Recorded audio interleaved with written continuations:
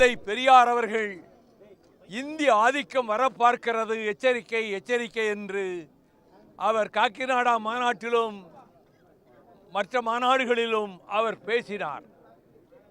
இந்தி ரகசியம், ஆரிய புரட்சி என்று குடியரசு இதழிலே தொடர்ந்து எழுதினார். இந்த விழிப்புணர்வு ஏற்படுத்தப்பட்டது. பிறகு போராட்ட களத்திலே தந்தை பெரியாரும் திராவிடர் கழக தோழர்களும் குதித்தனர். அப்பொழுது 38 அந்த போராட்டத்தின் விளைவாக நீதிமன்றத்திலே தந்தை பெரியார் நிறுத்தப்பட்ட போது அந்த வெண்டாடி வேங்கை பேராசான் தந்தை பெரியார் அவர்கள் நீதிபதியை பார்த்து, நீங்கள் ஏன் அதிக நேரம் எடுத்துக்கொள்கிறீர்கள்? எனக்கு தண்டனை கொடுப்பது உறுதி என்றுதான் வந்திருக்கிறீர்கள். நீங்களும் தண்டிப்பதற்காகவே வந்திருக்கிறீர்கள், நானும் அதை ஏற்பதற்காகவே வந்திருக்கிறேன். எவ்வளவு அதிகபட்ச தண்டனை எனக்கு கொடுக்க முடியுமோ கொடுங்கள், எவ்வளவு குறைந்தபட்ச வசதிகளுடைய சிறையை கொடுக்க முடியுமோ கொடுங்கள் என்று சிங்கம் போல் கர்ஜித்தார். அப்பொழுது நீதிபதி அவர்கள் 3 ஆண்டுகள் தண்டனை, கடுங்காவல் தண்டனை என்று அறிவித்தவுடன் அவர் போட்டிருந்த அந்த மஞ்சள் நிற சால்வையை இழுத்து போர்த்தி கொண்டு வெளியே வந்து 3 வருஷம் 3 வருஷம் 3 வருஷம் என்று குரல் கொடுக்க தோழர்கள் உணர்ச்சி வயப்பட்டு முழக்கமிட்டனர். அந்த கட்டத்திலே போராட்டத்திலே கலந்து கொண்டவர்கள்தான் தாளமுத்துவும் நடராசனும். அவர்கள் 39 ஜனவரி 15 தாளமுத்து மறைந்தார். மார்ச் 15 முதலில் ஜனவரி 12 தாளமுத்து மறைந்தார். மார்ச் 15 நடராசன் மறைந்தார். ஆக அந்த இருவரும் தான் வீர தியாக திலகங்களாக பேரறிஞர் அண்ணாவால் பாராட்ட பெற்றனர். அதன் பிறகு தாளமுத்து நடராசன் மாளிகை என்று டாக்டர் கலைஞர் முதலமைச்சராக இருந்தபோது அரசு கட்டிடத்துக்கு பெயர் சூட்டினார். 1994 ஜனவரி 25 இதே நாளில் நான் ஆயிரக்கணக்கான தோழர்களுடன் திராவிட முன்னேற்ற கழகத்திலிருந்து நான் வெளியேற்றப்பட்ட அந்த காலத்தில் இங்கே வந்தேன். ஜீவனும் மற்ற தோழர்களும் அழைத்து வந்தார்கள். முள்ளும் புதருமாக, சேரும் சகதியுமாக, மனங்களிக்கின்ற இடமாக இது வருகிற வழியெல்லாம் அவ்வளவு அருவருப்பாக இருந்தது. மிகுந்த மனவேதனையோடு வந்து இங்கே இந்த நிலை மாற வேண்டும், இது சுத்தப்படுத்தப்பட வேண்டும். இந்த இடத்திலே தாளமுத்து நடராஜனுடைய அந்த தியாக மாணிக்கங்களினுடைய கல்லறை கவனிக்கப்பட வேண்டும், பராமரிக்கப்பட வேண்டும்.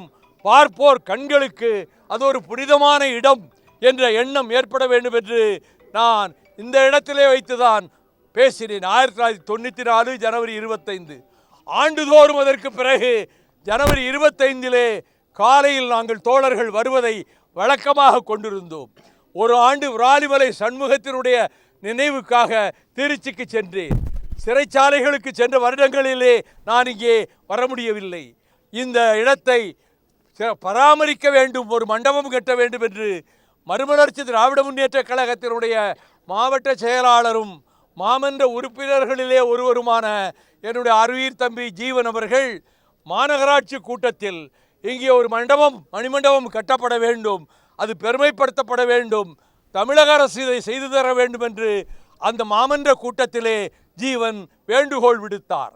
அதனை ஏற்றுக்கொண்ட தளபதி மு.க. ஸ்டாலின் அவர்கள், திராவிட மாடல் நல்லாட்சி நடத்துகின்ற தளபதி ஸ்டாலின் அவர்கள், முதலமைச்சர் அவர்கள் இந்த மணிமண்டபத்தை புதுப்பித்து இந்த வழியிலே இருக்கக்கூடிய எல்லா இடங்களையும் சுத்தப்படுத்த ஏற்பாடு செய்து அதனுடைய பெருமையை ஓங்கச் செய்தார்.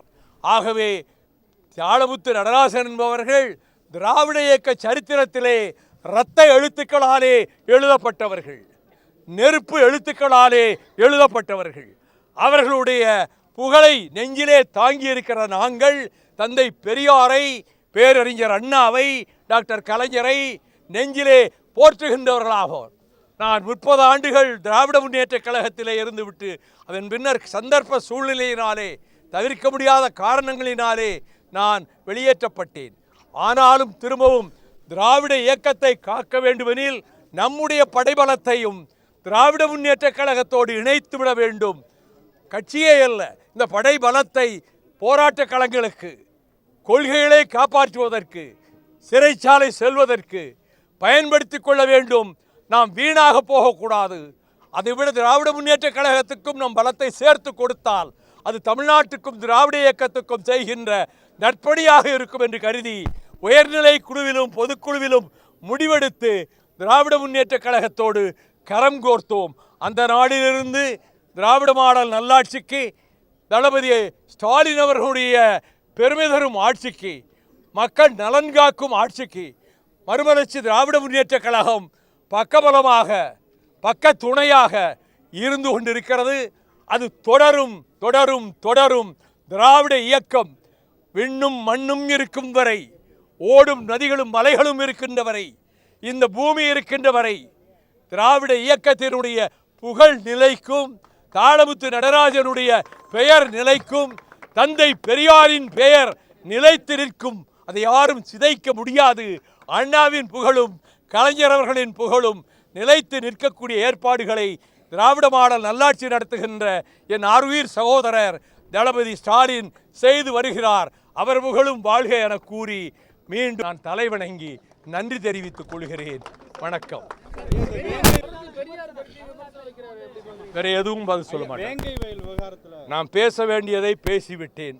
வேற எதுவும் கேள்வி கிடையாது, பதிலும் கிடையாது. இல்ல இல்ல இல்ல